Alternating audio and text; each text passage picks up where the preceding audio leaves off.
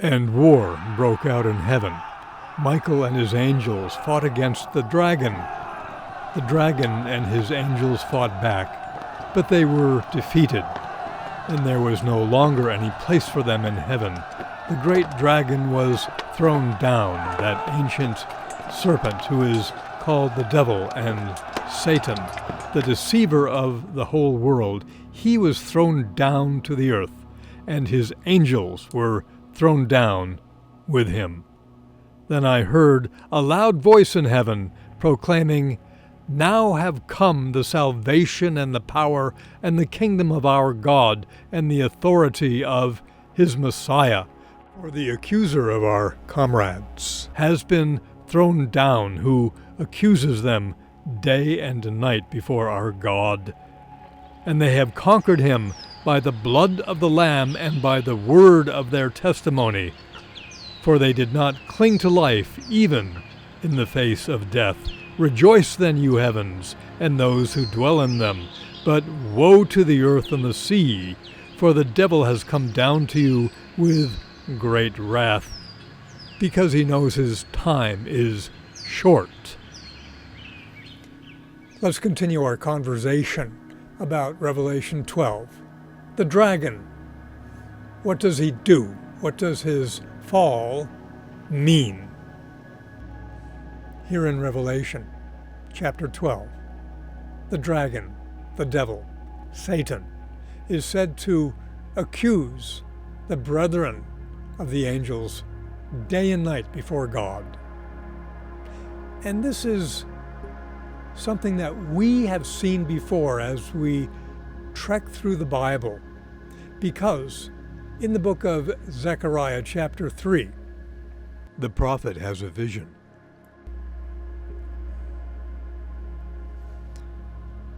In the vision of Zechariah, the high priest Joshua is standing before an angel of the Lord, and at his right hand, Satan accuses him. But perhaps the most famous incident of this is the book of Job. Job is a righteous man. He's leading a happy life. But then the so-called sons of God gather before the Lord, and Satan is among them. Satan accuses Job. He attacks Job's character.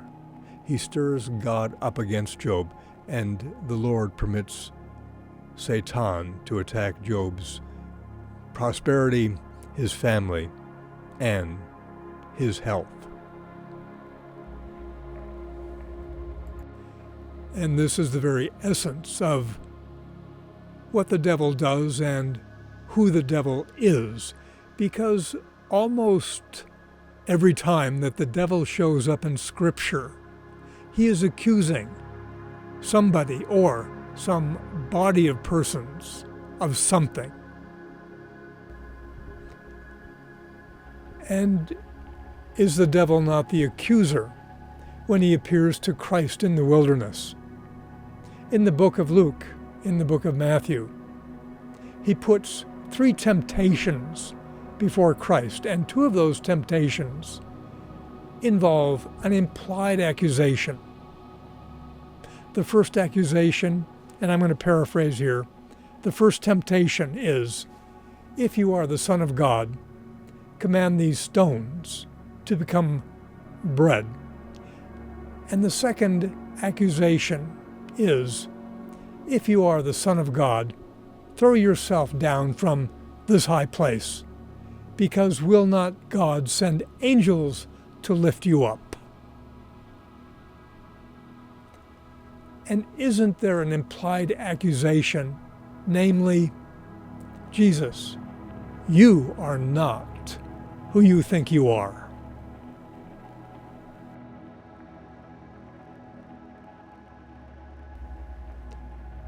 But let's go back to the beginning of the Bible. Let's go back to Genesis. Let's go to the story of the fall of Adam and Eve, when the serpent comes to Eve and he asks her, "Is it true that you may not eat of any of the fruit of the garden?"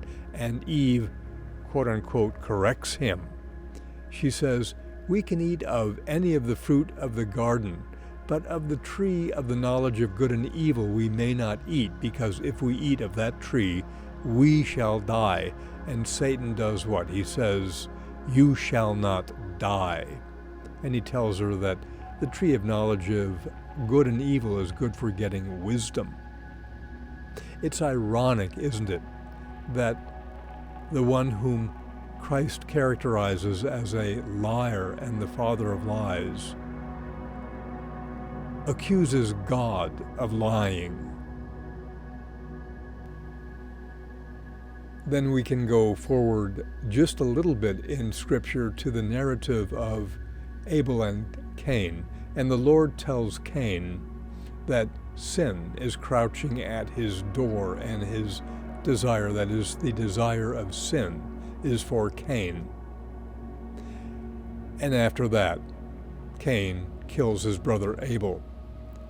In context of the other stories that we've spoken about, which is the vast majority of the appearances, the explicit appearances of Satan in Scripture, or the serpent, or the devil, or whatever you want to call him, it seems highly plausible that sin, that is, the devil crouching at Cain's door, is accusing Abel and stirring up trouble, making a wedge between Abel and Cain.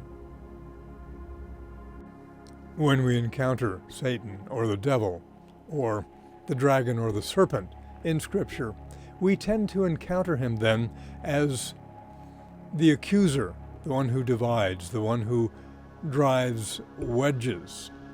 But that's not the only manifestation of him, of course, because Christ in chapter 8 of John characterizes the devil as the one who was a murderer from the beginning, the liar and the father of lies. I'm paraphrasing, of course. The one in whom there is no truth, the one who, when he lies, speaks his native language. But of course, one sin leads to another. The James Tissot painting that was just shown is interesting because it suggests that the common enemy of humankind can be dangerous even when he appears weak, even when he appears maybe pathetic. I want to talk a little bit about death. And I'll start out by talking about a great book called The Denial of Death by Ernest Becker. I recommend it highly. He talks about the fact that infants very early on acquire knowledge of death. It seeps into their psyches, this knowledge. And that's one reason, well, that's the reason that the children have, young children have nightmares, because of this disturbing idea that's invading their psyches as they develop defenses against the psychological disruption caused by this increasing knowledge of death. Then the nightmares disappear. But when something disrupts their psychological coping mechanisms, then the nightmares return. That's why, for example, with post-traumatic stress syndrome, one of the common symptoms of it is nightmares. It's because the defense mechanisms that permit a person not to dwell upon death have been disrupted. And so that fear returns, and with that fear, so do the nightmares. And Ernest Becker suggests that human activities are designed to interrupt, to keep our psyches from being overwhelmed by death. Everything from hero worship to artistic endeavors to distractions like the pursuit of wealth or our work or sexual conquests. All of these things permit us not to dwell upon death. And it reminds me of a book by Pearl Buck called The Big Wave. It's a short book. It's a children's book. It's about a Japanese fishing village, and periodically a tsunami overwhelms this village and kills many of the villagers, most of the villagers. The survivors of the tsunami rebuild their village after the wave comes in and destroys it.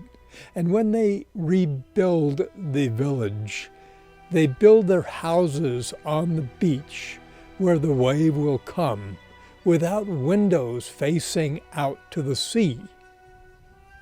And that permits them not to see the wave coming.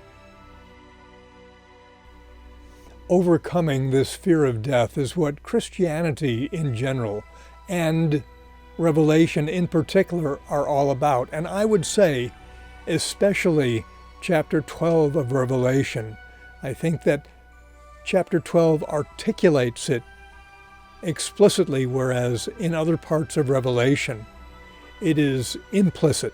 Because what Revelation does, and Christianity generally does, is it redefines victory. Let me explain that idea about victory as a means of overcoming the fear of death. Think about a lot of movies that you see, especially violent movies. I've been watching recently a pretty good series called Slow Horses. It's a British spy series, and it has a pretty high body count. But the thing is that victory from episode to episode to episode oftentimes is that one person lives and another person dies. And this has been, I think, at least on a subconscious level, this avoidance of death has been a motivating factor and a definition of victory since the beginning of human history. And what Christianity does, what Revelation does, is it redefines victory as not the avoidance of death and not the denial of death, but victory is the persistence of faith even in the face of death. You see that in chapters 2 and 3, the message to the churches, where John, the Spirit speaking through John, tells these people that if they persevere, if they are courageous, even in the face of death, it enumerates all of the rewards that will come. And this idea comes to fruition, is illuminated, illustrated in the last chapters of Revelation, when the New Jerusalem comes down, heaven is described. All of the delights of heaven are promised to those who persevere in faith. But those who are cowardly, those who are murderers, those who are liars, and there's a whole list of sins that are incompatible with faith, let's not speak of their fate. But as to believers, it's not a matter of denying death. It's a matter of staring death in the face. It is a matter of embracing death.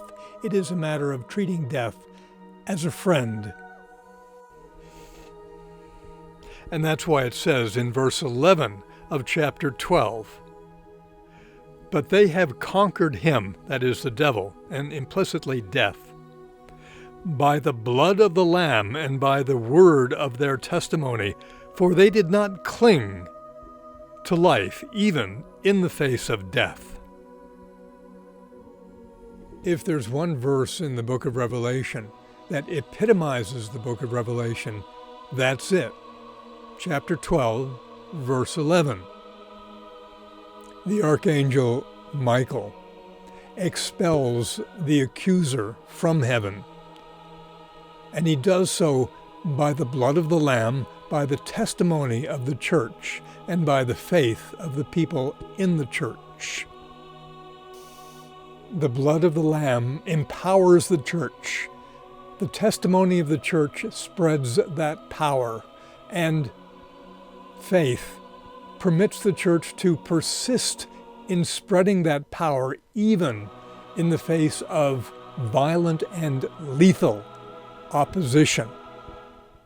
I had the privilege of learning the practice of criminal law in Ventura County among some real characters, and one of those characters told the story about representing a woman who is charged with Penal Code Section 647B, prostitution. And he told her what to wear to court. Well, he didn't go into detail. He said, just wear something so that you don't look like a prostitute. And she showed up on the day of her court appearance, and she was wearing a t-shirt. And the t-shirt said, free but not easy.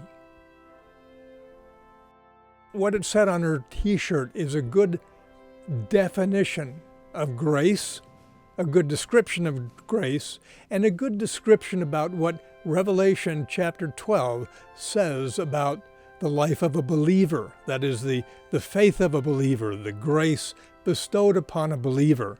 Because after saying that there is in the blood of Christ victory over death, the ability to stare death in the face and not to be afraid, there's also a promise that that doesn't necessarily mean that life after that is going to be easy. Because what Revelation chapter 12 then says is that although, because the accuser has been cast out of heaven, there is great joy in heaven, there is great pain, there are woes upon the earth, because the casting down of Satan onto the earth means that there he will wage war against the believers, and there will be great pain on the earth in order to deflect and distract from this means of undermining his power, this means of losing the fear of death by the free gift of the sacrifice of Jesus Christ on the cross. I have read this book by Robert Alter and Frank Kermode, and I've read an essay in it on Revelation by Bernard McGinn. And McGinn's essay is about a history of the interpretations of Revelation. And I gather that he describes one interpretation as saying that Revelation is not a series of events described, but rather a series of descriptions of the same event.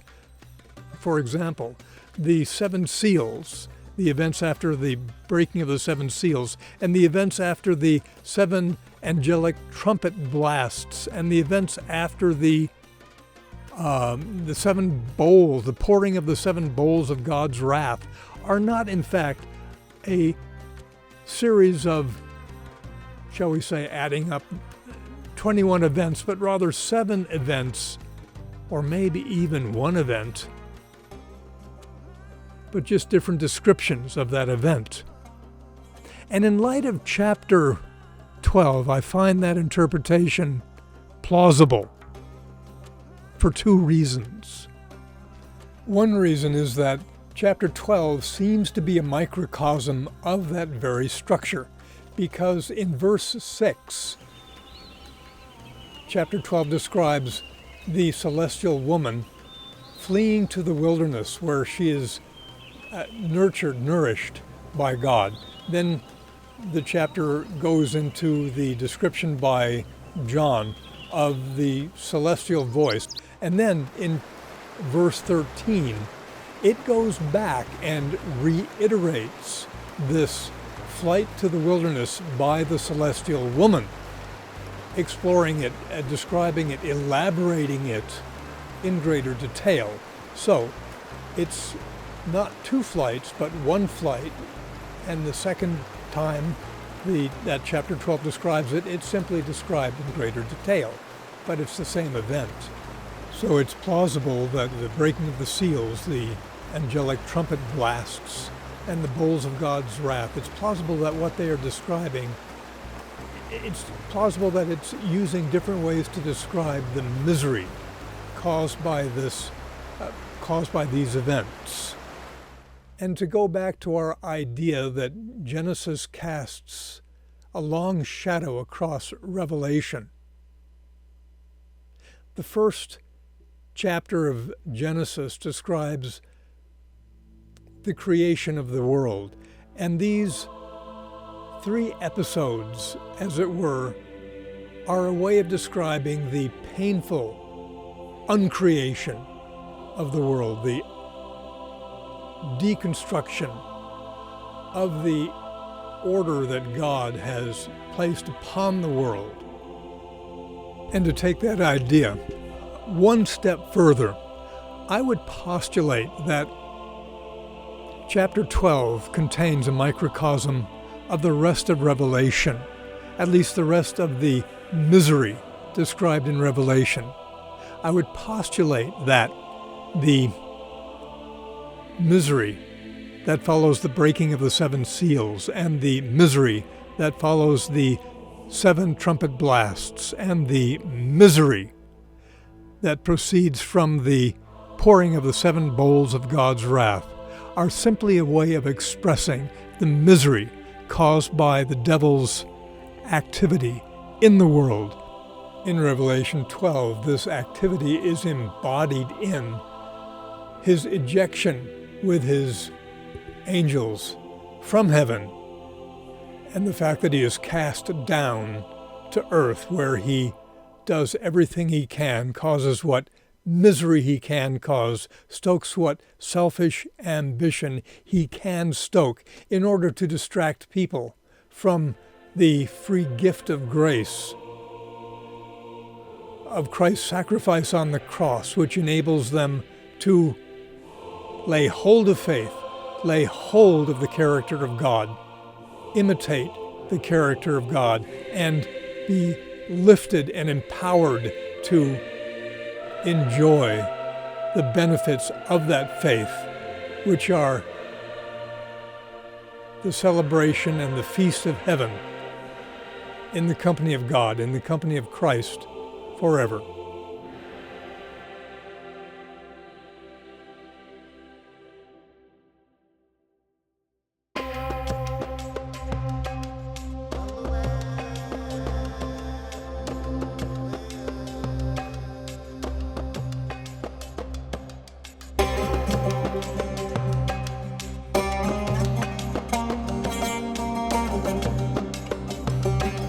Bye.